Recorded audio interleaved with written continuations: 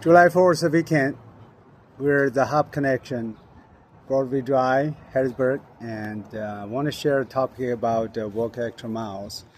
It happened right here. Back to a couple weeks ago, and we have a food pantry come to. That's a celebrity chef. His name is Mr. Pork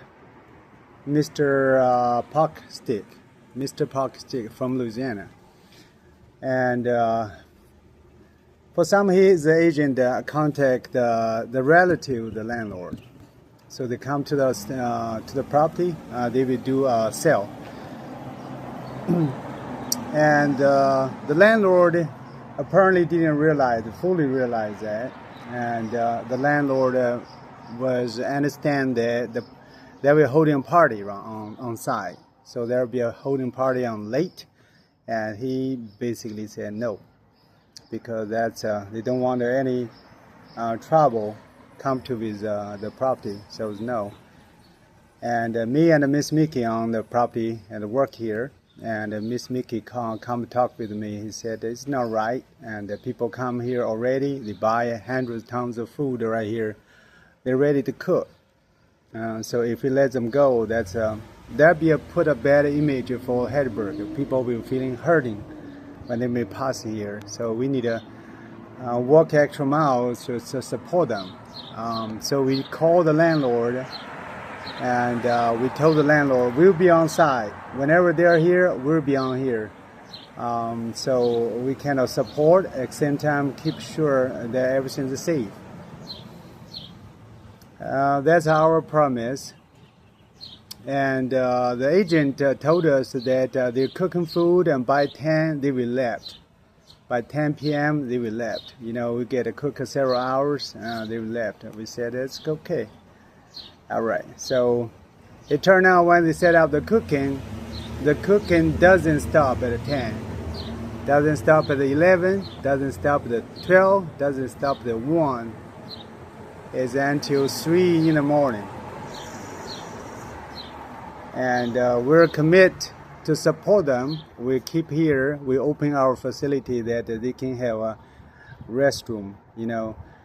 And the one thing we think the biggest contribution for us is we let them feel at home. We don't let them feeling that they are on the property. They are worried about people will come in to let them go. So we're here, support, and they are working hard.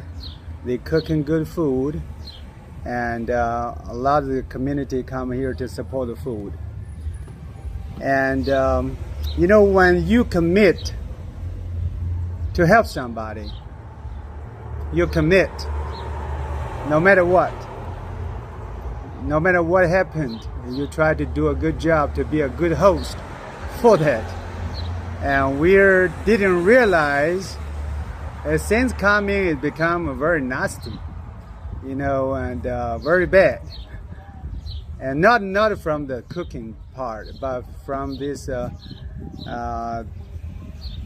you know, around 12, we have a club right here. When the club closed, we're standing outside our building, me and Miss Mickey, and then we heard some look like a firework, a pop, pop, pop, pop, pop, pop, pop, pop, pop, pop, right? And then we heard pop, pop, pop, pop. And Miss Mickey was in the military. He said it doesn't sound like a firework, it sounds like a gunshot. And as soon as he saw that, we hear 2 bullet whistles come through us. Chook, chook. It's on left and right. And we said, that's a bullet, let's go. We can come into the house and dodge onto to our floor. We called 911, they said the police on the way, and we're coming. And when everything settled down, we see the news about Patrick regarding the gunshot, and some people sent to the Forest General. And we stand out to our building, we see a bullet holes on the window, a couple feet from us. I checked on the website, it said, when you hear a bullet whistle, the bullet is deadly close. usually around 10-15 feet away from you, most likely a couple feet above your head. I think that exactly couple feet above our head with our standing, is high likely, we can get shot. That's kind of like when you commit to help somebody, things will come to you. And it's way more than you first committed. We first committed at 10, we will leave it at 10, and then till at 3 in the morning.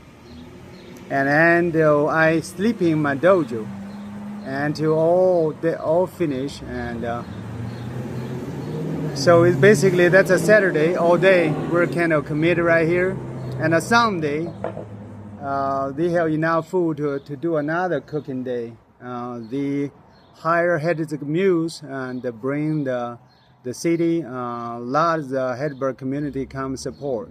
They sell good. They sell all their food really, really good. And then until the 1 or 2 in the morning, and then they packed up to left, head back to Louisiana. So I have good conversation with them. I really highly respect for their work ethic and non-stop, keep working. Even they work all day finished, they still need to pack up to drive 3 hours back home. And the mother, Miss Master, she was amazing. She worked 2 jobs, bus driver and cleaning. And she also, on the weekend, supported his son, Mr. Parkstick, supported him. So we say hello, say bye-bye, and they're headed at home. Right, by Tuesday, my neighbor, cross street, the tire shop, they come to us. He said, well, they dumping a lot of the food on my property. And, if you now take care of that, we will call some agent, and there will be a big fine coming out. And we got to come over to clean it up. There are around like 50 pounds of stuff on the floor. And with the several days, it already spilled. There's a lot of worm on it. When I use a shovel, touch it, just like this, hardly to clean it up. So I come back. I said, it's hard to do. It's hard to do. We need to call somebody to come clean it up. We need to call the agent to come to clean it up. Yeah, eventually we decide to, overcome all of this. And we get a rack. We rack all the food, pile up them together, and we cover with some soil. Just temporarily, we can, it's not a smell to the people passing by.